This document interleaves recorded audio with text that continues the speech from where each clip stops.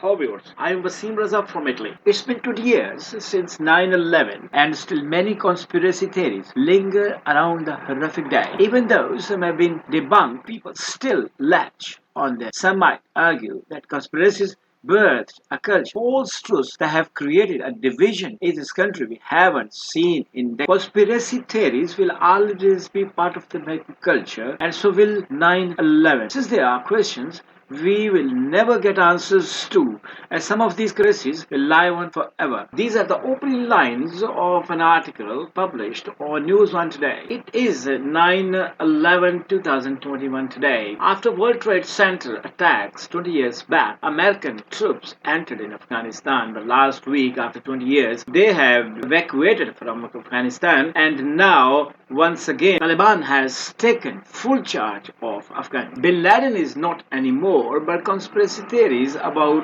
World Trade Center attacks are still prevailing like every year on 9/11. As the world knows very well, all conspiracy theories, but here I remind you each story in one line header. Insider traders knew about attacks before they happened. The first. The second is air defense was told to be shut down. Third one, planes didn't make Twin Towers collapse. Bombs did. The Pentagon attack scientifically doesn't hold up. Flight 93 was completely staged. Theory number 6 is hijackers are alive. How did their passports survive explosion? Cell phone calls made from the plane were fake. Conspiracy number 8 is Jewish people knew attack was going on to happen. Took off work on September 11. Black boxes found by search crew kept secret. The Osama bin Laden tapes are fake. Aluminium planes cannot penetrate steel structure of the World Trade Center. 20 years after the attack,